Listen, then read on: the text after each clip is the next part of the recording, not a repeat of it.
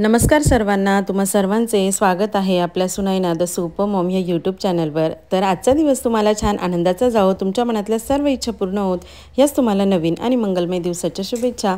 तर छान मस्तपैकी सकाळ झालेली आहे आणि ज्या दिवशी सण सूद असतो ना, तर त्या दिवशी नक्कीच खूप असं आहे ना, छान प्रसन्न वाटतं, उत्साही वातावरण वाटतं आणि सणसूद आहे ना, हे खरंच म्हणू शकतो आपल्या घरामध्ये एक पॉझिटिव्हिटी किंवा एक आनंदित वातावरण किंवा एक लख तेजोमय वातावरण घेऊन येत असतं। तर त्याचप्रमाणे म्हटलं चला संक्रांत आहे, तर सकाळी छान मस्तपैकी माझी एक्सरसाइज वगैरे झालेली आहे, त्यानंतर फ्रेश वगैरे झाली आणि त्यानंतर म्हटलं चला मस्तपैकी ना पेपर वगैरे वाचू। काय होतं, दिवसभर आपण चार भिंतींच्या आत असतो, ते हा पेपर हा असा सोर्स आहे ना की ज्याच्यामुळे ना घराच्या बाहेर नेमकं काय चाललेलं आहे याची सुद्धा आपल्याला एक ना माहिती होते किंवा आहे ना बाहेरच्या जगाशी कनेक्टिव्हिटी साधण्यासाठी, बाहेर काय चाललं आहे तर ह्या गोष्टीची माहिती होण्यासाठी न्यूजपेपर वापरणं किंवा वाचणं खूप गरजेचं असतं। काय होतं, मागे मागे ना आम्ही खूपच म्हणजे कंटिन्यू न्यूजपेपर होता आतापर्यंत, पण एवढं याच्यामध्ये ना थोडंसं आमचं न्यूजपेपर आहे ना कधी आणला जातो कधी राहिला जातो। तर मी न्यूजपेपर अकॉर्डिंगली कधी इंग्लिश न्यूजपेपर कधी मराठी न्यूजपेपर असा यूज करत असते की जेणेकरून आहे ना लँग्वेज जी आहे ना ती आपल्याला यूज टू राहिली पाहिजे। आणि लहान मुलांनासुद्धा जर तुम्हाला असं वाटत असेल की त्याचं इंग्लिश इम्प्रूव्ह व्हावं ना, तर त्यासाठी इंग्लिश न्यूजपेपरना मुलांना वाचायला लावणं तितकंच गरजेचं आहे। काय होतं, एखादा मध्येच अवघड शब्द आला ना तर आपण पटकन मोबाईल शोधून डिक्शनरीमध्ये त्या शब्दाचं मीनिंग बघतो आणि आपल्या शब्दकोशामध्ये ना वाढ होत चालते। त्याच्यामुळे ना कुठे आपल्याला डिरेक्टली इंग्लिश बोलायचं असेल तर म्हणतं ना कधी कधी आपल्याला असं होतं बघा, एखादा शब्द सुचत नाही तर तसं होत नाही आणि त्या लँग्वेजला किंवा त्या भाषेमध्ये सुद्धा आपलं चांगलं प्रभुत्व मिळायला मदत होत असते। तर छान पेपर वगैरे वाचला आणि त्याच्यानंतर मग आज म्हटलं मस्तपैकी नाश्ता बनवू। तर नाश्त्याला ना तर आज आप्पे बनवणार होतोय। तर आप्पेचं पीठ जे आहे ना ते मी रेडीमेड आणलेलं होतं, ते मी घरी बनवलेलं नव्हतं, पण इन्स्टंट यांना आप्पे खायचे होते। तर मग हे बोलले की इथे पीठ मिळतं आमच्या इथे जवळच, तर मग घेऊन येतो। म्हटलं ठीक आहे, मग एक बाजूला छान मस्तपैकी आप्पे करायला लावलेले आहे आणि दुसऱ्या बाजूला ना मग मी लगेचच पोह्यांचं सामान जमा केलं। आता हा आगळा वेगळा मेनू आहे यांचा, पण मग म्हटलं ठीक आहे चला यांना आवडलं, तर मग लगेचच एका बाजूला आहे ना पोह्यांचं सामान जमा केलं आणि पोहे तयार करायला घेतले। तर आप्पे आणि पोहे तर ऑलरेडी काय होतं माहिती का, पोहे कमीच खाल्ले जातात हे मलाही माहीत होतं, त्याच्यामुळे थोडेच अगदी पोहे मी भिजवलेले होते आणि एका बाजूला ना लगेचच आहे ना चटणी करायला घेतली।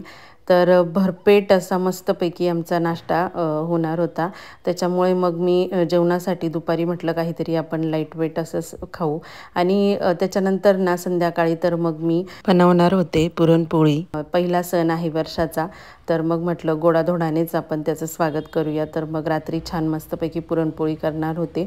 तर दुपारी काहीतरी लाईट वगैरे करून आणि लगेचच मग मी स्वयंपाकाला लागते आणि अशीच माझी पद्धत असते, जर मला थोडंसं कधी ना असं हेवी जेवण करायचं असेल तर मग दुपारी थोडंसं लाईट वेट वगैरे करून आणि मग संध्याकाळी लवकरच स्वयंपाकाला लागते, म्हणजे मग वेळेच्या स्वयंपाक झाला की मग भुकाची जेव्हा वेळ असते ना तर मग त्यावेळेस त्यांना जेवण वगैरे दिलं सगळ्यांना की मग जेवणही जातं आणि लवकर जिरलं पण जातं। त्याच्यामुळे जर कधी हेवी जेवण बनवायचं असेल तर मग लवकर लागते, म्हणजे मग संध्याकाळी लवकर जेवण पण होतं आणि मग ते पचायला पण आपल्याला आहे ना जास्त जड जात नाही। आणि बऱ्याच वेळा काय होतं माहिती आहे का, असं सणासुदीचे ना आपल्याला बऱ्याच वेळा इतर दिवशी ना आपलं खूप पटकन काम आटोपतो, खूप लवकर आपलं सगळ्या गोष्टी होतात, पण सणाच्या दिवशी ना काय होतं काय माहिती, एखाद्या वेळेस आहे ना आपली कामं आहे ना अशी पुढं पुढं ढकलत चालतात आणि मग वेळही पटपट पटपट पुढे सरकत चालतो आणि आपल्याला वेळही म्हणजे मिळत नाही। इतर दिवशी ना खूप सारा वेळ असतो आपल्या हातामध्ये, पण सणाच्या दिवशी आपल्या मनामध्ये तो एक उत्साह असतो ना, त्याच्यामुळे कामं पण आहे ना आपली अशी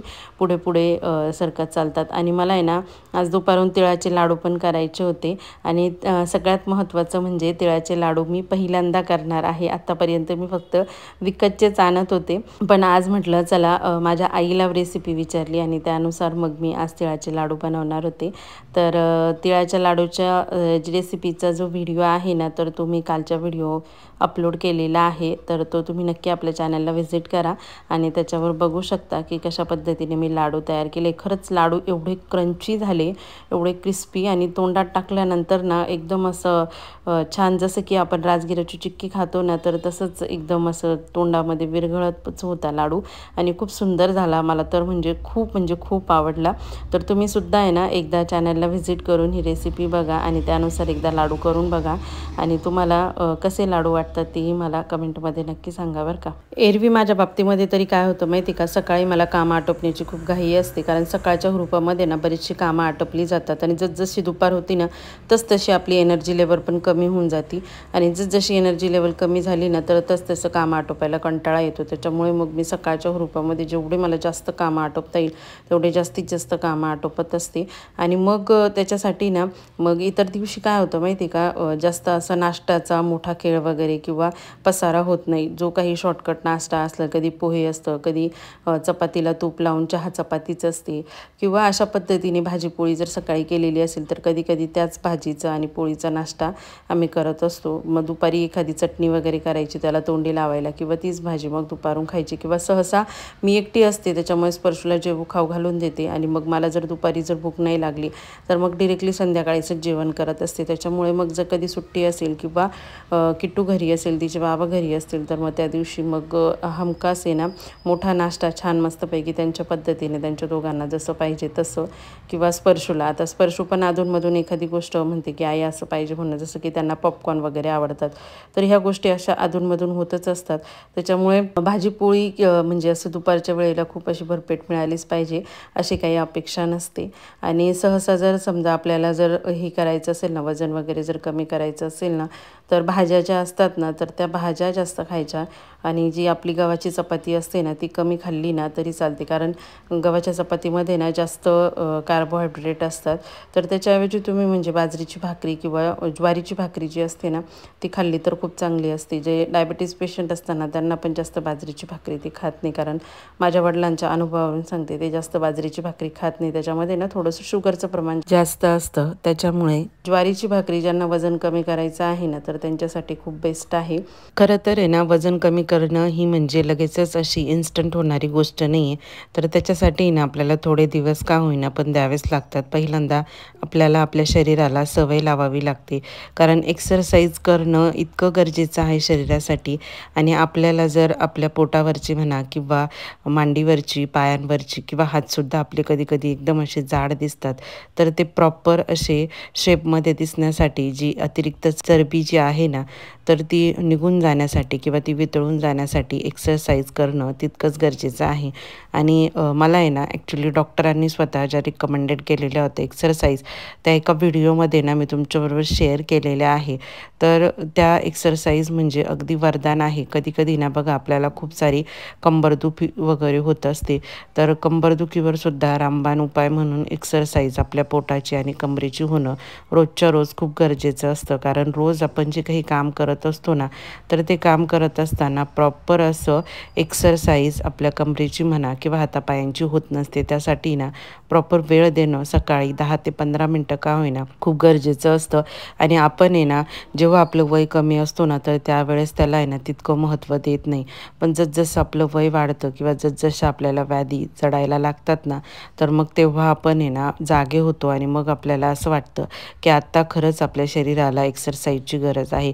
पण त्यावेळेस आहे ना खरं तर वेळ निघून गेलेली असते. त्यामुळे आत्तापासूनच म्हणजे अगदी जर तुम्ही सकाळी लवकर उठून 10 ते 15 मिनटं का होईना जर आपल्या शरीरासाठी जर दिले ना तर ते अतिशय उत्तम आहे, की ज्यामुळे ना आपली पोटावरची चरबी म्हणा किंवा आपल्या हातापायांवरची चरबी म्हणा कमी व्हायला खूप सारी मदत होते आणि आपलं शरीरसुद्धा मेंटेन राहतं.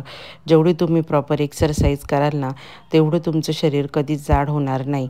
आणि आपल्याला कसं वाटतं की काय रोज रोज एक्सरसाइज करायची, मग आपण असा का विचार करत नाही का रोज रोज जेवण करायचं, जेवण तर आपण रोजच करतो ना, तर मग एक्सरसाइजसुद्धा आपण रोज केलीच पाहिजे असं मला वाटतं. जसं आपण जेवणाला जसं म्हणतो ना की ही न चुकणारी गोष्ट आहे, तसंच आपण आपल्या मनाला समजून घेतलं पाहिजे की एक्सरसाइजसुद्धा न चुकणारी गोष्ट आहे आणि ती रोज आपण केलीच पाहिजे. त्यामुळे ना आपलं शरीर कायमस्वरूपी मेंटेन आणि फिट राहायला मदत होत असते. आणि अजून महत्त्वाचं म्हणजे एक्सरसाइजमुळे आपलं शरीर जे आहे ना ते हलकं राहतं आणि आपल्या शरीरामध्ये ज्या काही वेगवेगळे क्रिया चालत असतात ना तर त्यासुद्धा प्रॉपरली वर्क व्हायला खूप सारी मदत होत असते. त्यामुळे न चुकता तर वजन कमी करण्यासाठी एक्सरसाइजची जितकी गरज असते तितकंच आपलं शरीर किंवा जसं आपण म्हणतो ना की एखादं मशीन प्रॉपर चालण्यासाठी किंवा ते प्रॉपरली वर्क करण्यासाठी त्याला कायमस्वरूपी आपल्याला जसं म्हणू शकतो की तेल पाणी किंवा ऑइलिंग करावी लागते, त्याचप्रमाणे आपलं शरीर व्यवस्थित राहण्यासाठी आपल्याला कायमस्वरूपी एक्सरसाइज करणं खूप गरजेचं आहे. जितकं एक्सरसाइजला महत्त्व आहे ना तितकंच या घरच्या किंवा सकाळच्या भरपेट नाश्त्याला महत्त्व आहे. तर चला आता नाश्ता रेडी झालेला आहे, आम्ही पटकन नाश्ता करून घेतो. 2-3 दिवसांपूर्वी ना मी याच्यामध्ये गेलेली होती, गावामध्ये गेलेली होती खरेदीसाठी. तर आपल्या किचनसाठी काहीतरी म्हटलं नवीन वस्तू आणू. तर आपल्या ना किचनसाठी छान मस्तपैकी ग्लासेसचे सेट घेतलेले आहे. काही वस्तू मी डीमार्टमधून खरेदी केल्या. तर तुम्हाला मी तिथे सांगितलं होतं बघा डीमार्टमध्ये की मला ना असे ठोक्यान टाईप डिझाईनचे ग्लासेस पाहिजे, पण तिथे नव्हते. मग आम्ही सहजच असं फिरायला गेलो, एका दुकानामध्ये गेलो. तर त्या दुकानामध्ये इतके सुंदर सुंदर व्हरायटीमध्ये वेगवेगळ्या शेप्समध्ये ना ते ठोक्याचे ग्लासेस होते. तर मग म्हटलं चला आपण ना इथूनच खरेदी करू. आणि मला खूप ते ग्लासेसही आवडले. असे छान जडही आहे, मोठाही आहे. म्हणजे एक ग्लास जर आपण पाणी पिलो ना तर भरपूर आपली तहान व्यवस्थित आहे ना अशी म्हणजे भागली जाते आणि पाणी पुन्हा आहे ना दुसरा ग्लास भरण्याची गरज पडत नाही. तर छान मोठे पण आहे आणि खूप असे सुंदर पण दिसतात आणि अट्रॅक्टिव्ह पण आहे. त्याच्यामध्ये वेगवेगळ्या डिझाईन्स पण होत्या, पण ही डिझाईन ना मला जास्त आवडली. आणि याची जे वरचे काठ आहे ना ते सुद्धा खूप चांगले आहे. म्हणजे अगदी हाताला लागेल किंवा पाणी पिताना आपल्या ओठांना लागेल असे अजिबातही नाही आहे. कारण हे जे पहिले ग्लास होते ना मी आता सध्या वापरत आहे तर ते ग्लास म्हणजे लग्नामध्ये आहेर करतात ना, तर मग माझ्या मामांनी मला पूर्ण लग्नामध्ये आहेर केलेला होता. तर त्यातले ते ग्लासेस होते आणि आता ते ग्लासेस आहे ना खूप असे छोटे वाटतात वापरायला पण आणि थोडेसे असे जुन्या स्टाईलचे झाले. तर म्हटलं चला आता खूप वर्ष झाले तेच आपण ग्लासेस पण वापरतोय, तर आपण आहे ना जरा काहीतरी चेंजेस करू. तर मग त्याच्यामुळे आहे ना आम्ही हे नवीन ग्लासेस आणले. त्या ग्लासेसवरचे आहे ना जे काही स्टिकर वगैरे असतात ना तर ते मागच्याच एका व्हिडिओमध्ये मी तुम्हाला सांगितलेलं होतं की ते स्टिकर जर काढायचे असतील ना तर मी कशा पद्धतीने काढत असते. मग ते स्टिकर आहे ना तुम्ही कुठल्या पण भांड्यावरचे काढा, मग प्लास्टिकच्या भांड्यावरचे असो किंवा स्टेनलेस स्टीलच्या भांड्यावरचे असो किंवा ॲल्युमिनियमच्या भांड्यावरचे असो, स्टिकर जर काढायचे असेल ना तर ही पद्धत खूप सुंदर आहे. आपला हेअर ड्राय ना 3 ते 4 सेकंद फक्त त्या स्टिकरवर फिरवला ना तर तो स्टिकर आहे ना गरम होतो आणि त्याचा जो चिकाटापणा आहे ना तो लगेच सोडून देतो आणि लगेचच तो स्टिकर निघून जायला खूप सारी मदत होते. आणि जेव्हा आपण ते स्टीलचं भांडं असो किंवा प्लास्टिकचं असो घासून घेतलं की लगेचच त्याच्यावरचं जे काही चिकाटा वगैरे आहे तो सगळा निघून जातो आणि खूप लवकर स्टिकर निघायला मदत होते. किंवा आहे ना तुम्ही म्हणजे जर तुमच्याजवळ वेळ असेल, आदल्या दिवशी जर आणलं असेल तर गरम पाण्यामध्ये, कडक उकळत्या पाण्यामध्ये ना थोडासा नॉर्मल सोडा टाकायचा आणि त्याच्यानंतर मग हे जे नवीन ग्लासेस किंवा नवीन भांड्यांचे स्टिकर काढण्यासाठी आपल्याला ठेवायचे आहे ना तर ते रात्रभर त्याच्यामध्ये भिजवत ठेवायचे आणि सकाळी मस्तपैकी हलक्या हाताने वॉश करायचे तर सगळा चिकाटा निघून जात असतो. तर चला आजचा व्हिडिओ इथेच थांबवते. व्हिडिओ आवडला असेल तर व्हिडिओला एक लाईक करा. Bye bye, take care.